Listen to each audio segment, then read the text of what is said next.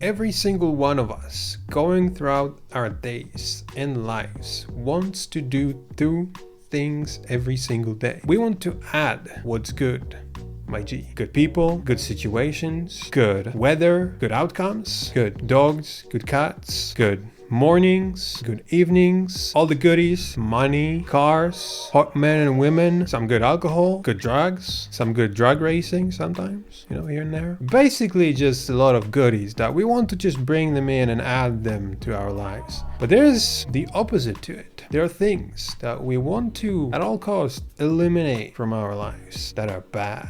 Bad people, bad situations, bad outcomes, bad breath. Bad cats, bad dogs, bad criminals, bad mosquitoes, bad bugs, bed bugs that are also bad, very bad. We don't want that stuff, so we want to eliminate it. And here's the deal, the same thing goes and applies to making sounds and music. There's a list of things that we want to add to our sounds, but there's a list of the very bad things that we just want to eliminate from them, just like don't talk about them, just like eliminate them, don't look at them, don't tell anybody, just eliminate them silently, And so I have prepared a very decent list of things that you can add and eliminate to the sounds to make them sound better. The timing is very great for that because I'm literally working on another pack right now, so I'm cleaning a lot of sounds and exporting out of them and eliminating the bad stuff to make the world and mainly the sounds a better thing. We're gonna start from the eliminating part because that's just the bad things that we just want to deal with and just get past that as quickly as possible. Number one, wide lows. This can be very, very annoying.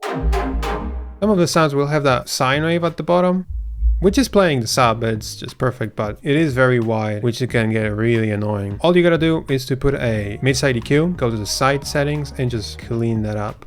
Just eliminate that wide frequency. And you get a cleaner sound, more controlled. Sometimes these lows are also annoying. You may not necessarily want to eliminate them because they kind of sound necessary, unless it sounds good. So you want to just make them just a little bit quieter.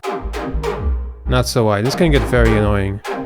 So now you have the sub in mono. If the sub in stereo sounds good, you may want to not necessarily remove it, but also just turn the volume down a little bit. But in this case, it's very annoying. It's very uncontrolled, all over the place. Just make that mono. And you can also make it stereo later, but using that one sine wave or from only one channel. Number two, clicks that are inside at the beginnings or at the ends of sounds. That's one of the most annoying things that you can find inside of sounds, the goddamn white noisy clicks. And they happen very often when there's volume going from some value different than this midline. If it's going from this to 0, you will hear a click. So what you want to do is you want to fade so that it goes to 0 and then you eliminate that click. So in this case, we have some sort of reverb going on that is being, I think, turned off right here. Yeah. So all we gotta do is just go fade it in here. Yeah. Fade it in as well here. Yeah. Then once that kick is gone, that's where we achieve success. Yeah. Sometimes you want to do more of a fading out like this. Yeah. Make it have a specific shape. Yeah. Perfect. Before. Yeah. Hell no. After. Yeah. Hell yes. When it comes to the clicks that are inside of sounds, this one's really annoying. Here. In here. There's a few things you can do. The main one, I would say, use RX if you have. You can both use a plugin or you can just put it into RX. You have two options. You have declick.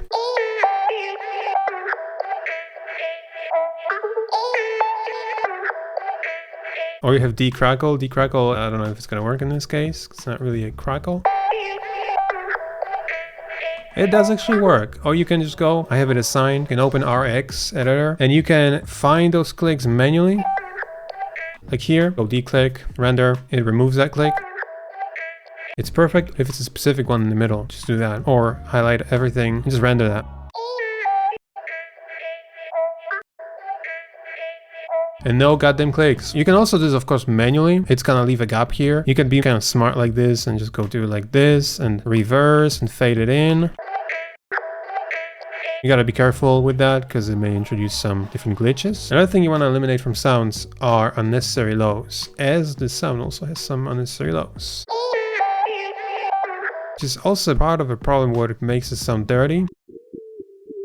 You can hear like... This is what we're removing. Here we have a little bit of a problem though, because these are changing. Here we have still this stuff. It's completely unnecessary. So what you can do, and what you will have to do if you want to make it super quality and super clean, you have to automate the frequency of it. And see here, put it to be exactly where this ends. And then I have to kind of slide up. And then go back here. So you'll have to somehow track. Number 4, we have resonating frequencies, and oh boy, there's so many of them in every single sound. This is like one of the main things that you'll do if you try to clean the sounds. Working with resonances, bro. We have this sound. It may sound like, oh, it's not much to do here. But yeah, it is, bro. Especially this sound. Not a big of a deal.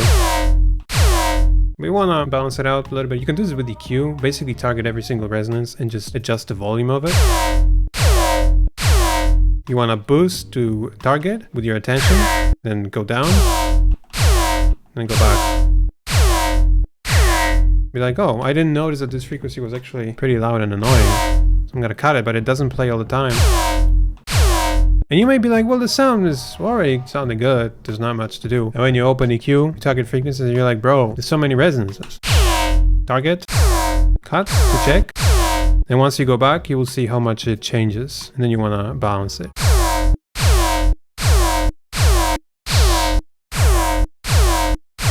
I use soothe all the time. It's just meant to be used for removing of the resonances. What I'm doing recently is targeting a specific frequency range. Targeting those annoying frequencies. Mainly here. It's cutting them. Not cutting too much. That's for that particular frequency range.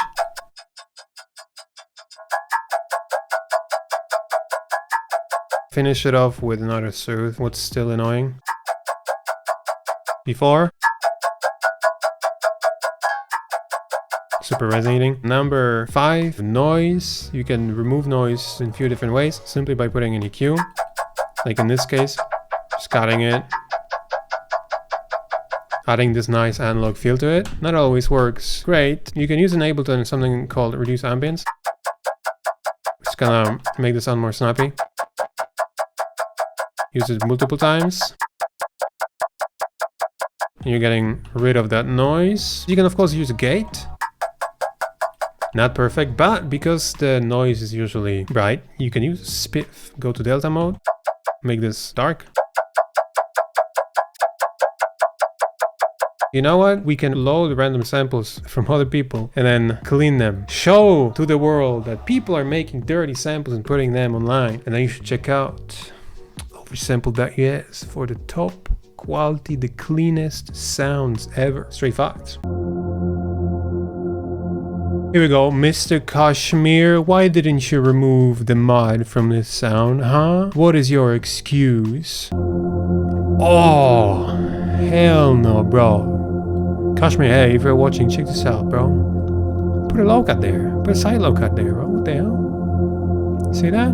Also, Gabriel, what is this, bro? What are these frequencies? Hey, by the way, if you didn't know, in Pro Q3 you can do this. Then, pull it down, bro. That's crazy. See, Mr. Kashmir, why didn't you do that, huh?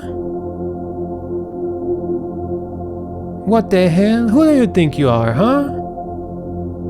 See how much more pleasant this is? Oh, hell yeah.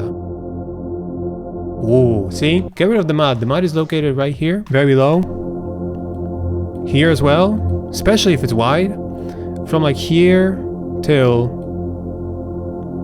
here, like 300. Mainly like here, this region. Way more pleasant.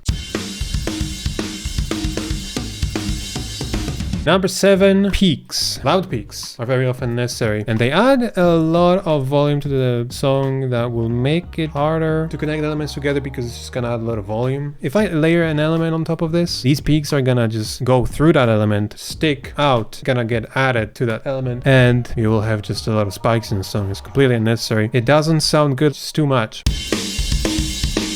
There are 2 ways of cleaning that. One, you can use a clipper, and the clipper is going to just chop off the stops. In some cases, because the clipping adds distortion, the soft clipping or any other type of clipping adds distortion, it may sound good. It especially sounds good when they're like bright sounds or crunchy sounds, or powerful sounds. This is gonna work, but if you have like soft sounds and filtered sounds, it's gonna add a crackle on top and it's not gonna sound great. But in this case, it works, and it also preserves the punch.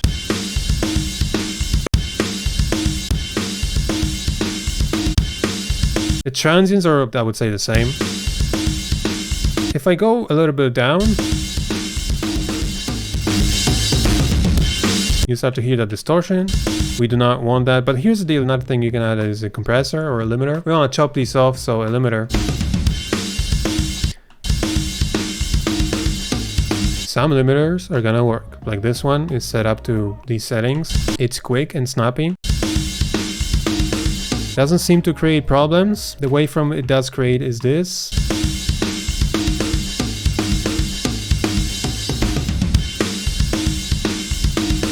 It does sound good, but now if I go into different settings, make it react slower, you may hear dips in volume, which are gonna get applied to the whole sound and dip everything else that's playing when these transients are playing.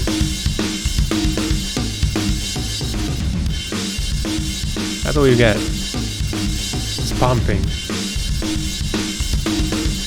If I change, better. With clipping, you don't get that pumping, but you get distortion instead, right? So one thing or another. And also the waveform looks sexy. When the waveform looks sexy, everything sounds better. Sometimes loud volume peaks, you won't hear it much, but it's gonna like slap you in the ears as well. Very punchy. What the hell, bro? Mr. Kashmir, what is this? What is this, huh? Oh, bro. Number 8, eliminating harshness. I have to eliminate that as well. Harshness is usually in this region, like 3K to like 10K. Simply use EQ or use Soothe. Target, tame. Go back to see what difference it makes.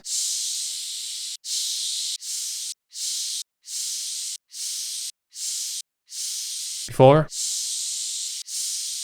Cleaner, smoother, more pleasant.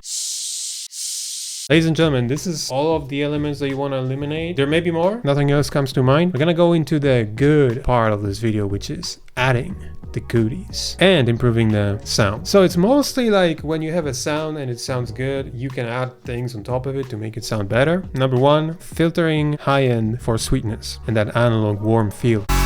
You can add simply a filter. Number 2 is widening the sound. To make it even more interesting, I'm gonna just simply make it completely mono. Pick the left channel, and you have a lot of different options. Dedoubler, which doubles the sound. Different sounds will benefit from different effects. Another one is Has Effect, which is gonna double the channel and offset it in time, which it will sound very good in stereo, but may have problems in mono. But again, who cares? Who listens in mono? Very wide sound, super wide sound. Another option that you have is using a short reverb, like this. Mixing it in.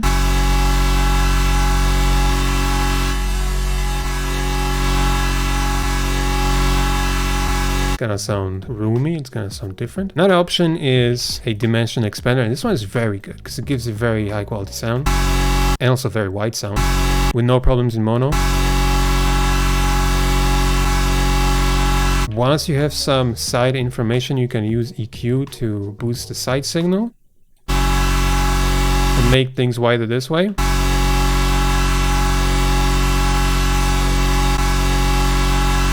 Another one is chorus.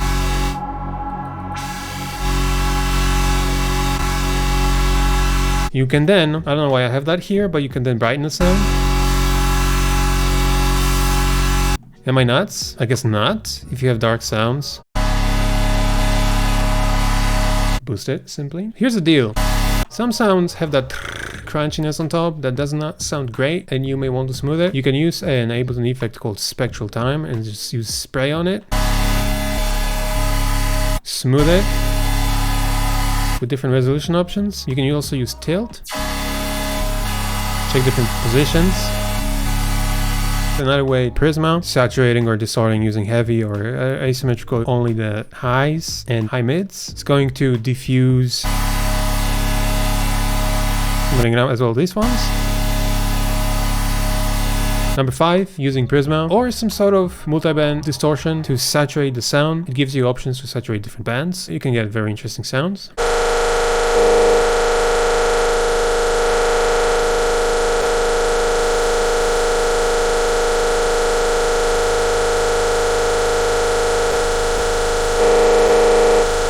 You can also saturate with ozone. For this one, warm works amazing. For this one, sounds nice. It's gonna add distortion on different bands, so watch out for that. And for this one, dual triode.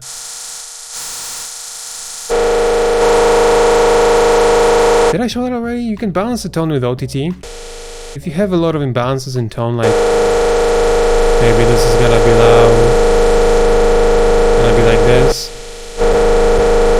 Very dark sound. You got OTT, all the bands are gonna get squashed. You will get a different tonal balance, gonna be brighter, it's not gonna have so many lows. It's not gonna be so muddy.